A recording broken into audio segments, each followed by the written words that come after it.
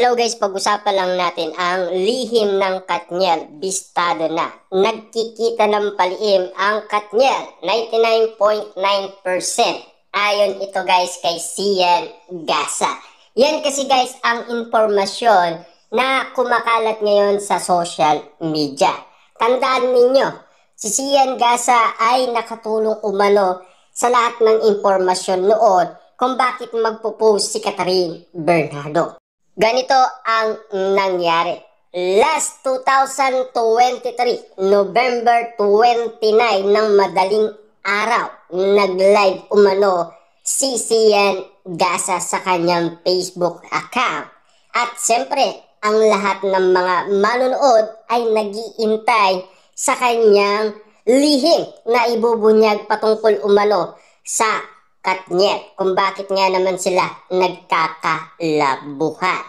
At kung bakit nga naman magpo-post si Catherine Bernardo noong November 30, 2023 at ang pinag-uusapan ay Bonifacio Day at ang patama ay kay Andrea Brillantes. At ang sabi ng balita, gumagawa ng ingay sa social media ang bagong post ni Sian Gasa tungkol sa status nina Catherine Bernardo at Daniel Padilla. At ayon kay Gasa, nagkaayos na umano ang dalawa na nagkaiwalay na noon 2023, Catherine Bernardo and Daniel Padilla.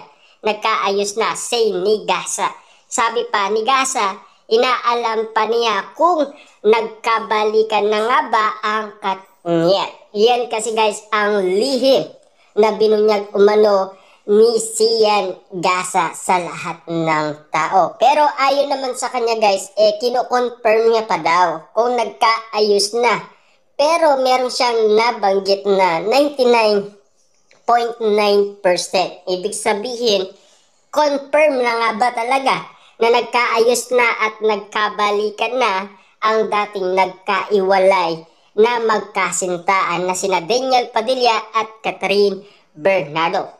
Pero pinaniniwalaan noon si Sian Gasa nang dahil sa kanyang sinabi na si Catherine Bernardo ay magpo-post nga naman kasi ng November 30, 2023 at ipinaliwanag niya kung ano ang ibig sabihin nun. At ang sabi nga naman kasi dito, gumagawa ng ingay sa social media. Siyempre alam naman natin guys no, Andrea Brillantes ang pinapatamaan nila noon. Pero maliwanag na nagkaiwalay na umano sina Catherine Bernardo at Daniel Padilla noon. Kaya nga naman guys no, nag-anap ng init ng katawan si Daniel Padilla sa ibang mga babae. Siyempre noong September ay pabalik-balik nga naman kasi si Daniel Padilla sa tiraan umano ni Catherine Bernardo at sinusuyo ito at para balikan umano si Catherine Bernardo. Kaya nga naman guys, ang mga nangyari umano sa Katniel, talagang ang lahat ng mga nagsalita umano ay sina Ogie Diaz, Christopher Min at Sian Gasa. Nagkaiwalay ba ang Katniel? Siyempre maliwanag yan guys, di ba? Kaya nga naman nagkaiwalay na ngayon ay nagkabalikan.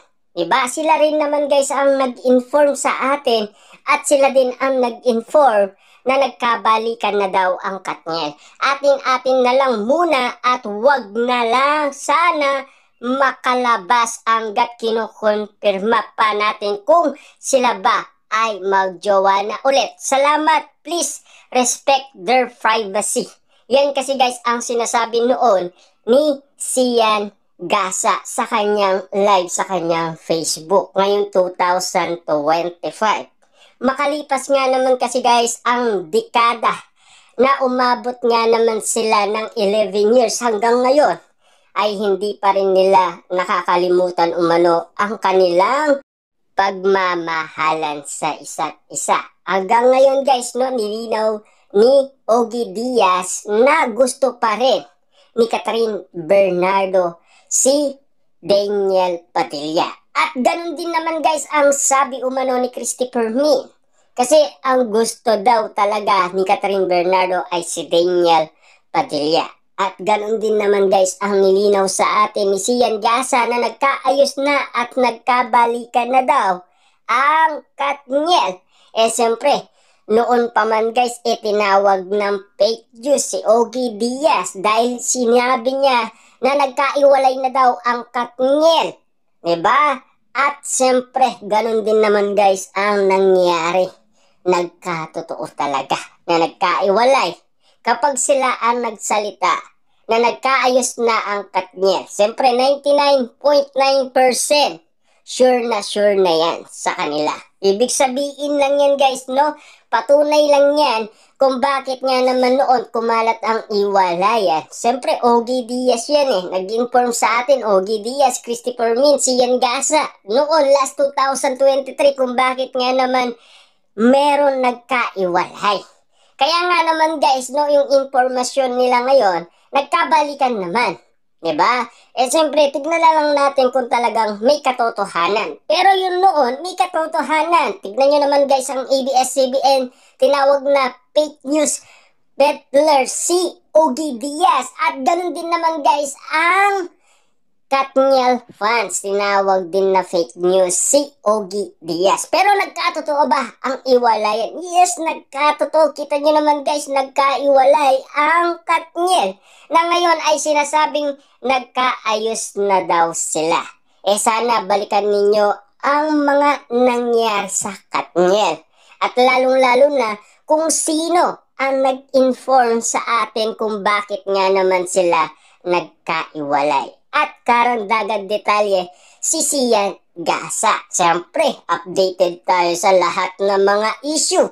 Lalong-lalo na kung pambansang marites nga naman, diba? Kaya nga naman guys, lahat ng mga nangyayari umanong ito, informasyon galing umano sa mga pambansang marites tulad na lang ni Christopher Min, Ogie Diaz at Sian Gasa.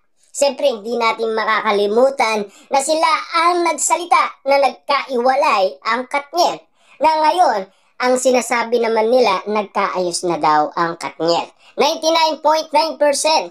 Yun kasi guys, ang kanilang nilinaw sa lahat ng tao. Na ngayon, gulong-gulo lahat ng mga Katden fans. Malinaw na malinaw yan guys na talagang ang impormasyon na kumalat noon at kung bakit nagsalita si Catherine Bernardo. Intayin na lang natin guys na ulit ay magsalita ang isang Catherine Bernardo at kung buburahin niya na ang kanyang